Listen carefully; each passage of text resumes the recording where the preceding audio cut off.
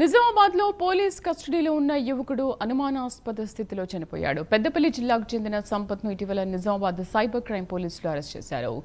Dubai పంపిస్తానంటూ మోసం చేశాడని పలువురు యువకుల ఫిర్యాదుతో సంపత్ తో పాటు మరికొన్ని పోలీసులు అరెస్ట్ చేశారు. సంపత్ జగిత్యాల్లో మ్యాన్ పవర్ కన్సల్టెన్సీ నడుపుతున్నట్లు గుర్తించారు. యువకుల ఫిర్యాదుతో విచారణ కోసం సంపత్ ను పోలీసులు 2 రోజుల కస్టడీకి తీసుకున్నారు. నిన్న విచారణ నిమిత్తం సంపత్ ను జగిత్యాలకు తీసుకెళ్లారు. తిరుగు ప్రయాణంలో సంపత్ అస్వస్థతకు గురవుగా ఆసుపత్రికి తరలించేలోపే ప్రాణాలు కోల్పోయాడు. పోలీసులు కొట్టడం వల్లే సంపత్ మృతి చెందాడని ఆసుపత్రి ఎదుట మృతుడి బంధువులు ధర్నాకు దిగారు. తమకు న్యాయం చేయాలని డిమాండ్ చేశారు.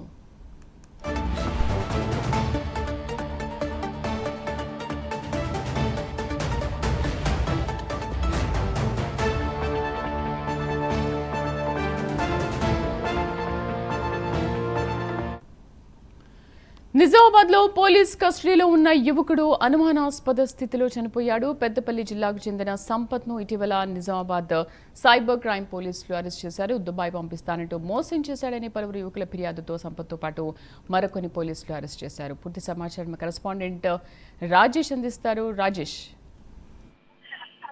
Good morning Sridevi.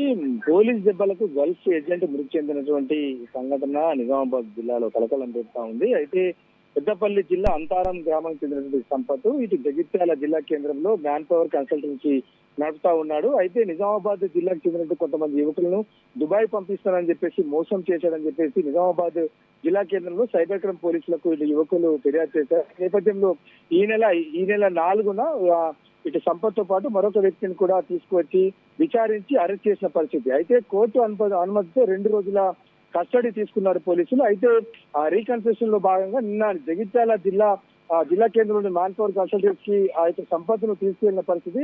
వచ్చే క్రమంలోనే అతను అస్వస్థతకు గురయ్యాడని చెప్పేసి పోలీసు చెప్తా ఉన్నారు. అయితే తీసుకొచ్చి నిజామాబాద్ జిల్లా ప్రభుత్వ జనరల్ ఆసుపత్రిలో చికిత్స నిమిత్తము చేర్పించిన పరిస్థితి. అయితే చికిత్స పొందుతూ సాయంత్రం మృతి చెందాడు. అయితే ఇక వారి యొక్క బంధువులకు మిడ్ మధ్యరాత్రి ఇటు పోలీసులు సమాచారం ఇచ్చారని చెప్పేసి వారి యొక్క బంధువులు కుటుంబ సభ్యులు ఆరోపిస్తున్న పరిస్థితి ఉంది. అయితే తమకు న్యాయం చేయాలంటే ఇటు కుటుంబ సభ్యులు కూడా మొత్తం ఆసుపత్రి ఆందోళన చేస్తా ఉన్నారు. పరిస్థితి ఉద్రిక్తంగా మారడంతో ఇటు పోలీసు బందోబస్తు కూడా ప్రస్తుతం నిర్వహిస్తున్న పరిస్థితి ఉంది. పోలీసులు కొట్టడంతోనే సంపత్ మృతి చెందాడని చెప్పేసి ఇటు బాధిత కుటుంబ సభ్యులు ఆరోపిస్తున్న పరిస్థితి. తమకు న్యాయం చేయాలని చెప్పేసి వారు చెప్తా ఉన్నారు. ఏంటి రాజేష్, అంటే వాళ్ళ కుటుంబీకులు ఏమంటున్నారు? కేవలం పోలీసులు కొట్టడం వల్లే చనిపోయారని అంటున్నారు, లేకపోతే సంపత్కి అంతకు ముందు ఏమైనా అనారోగ్య కారణాలు ఏమైనా ఉన్నాయా?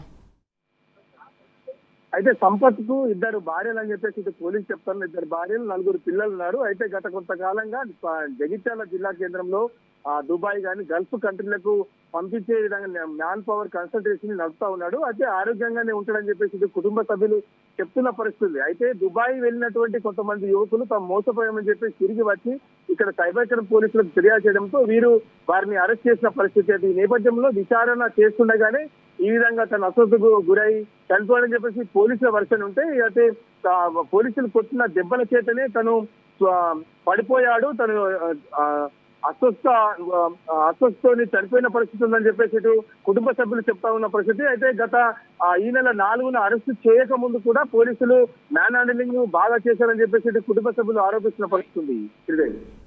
Right Rajesh, thank you.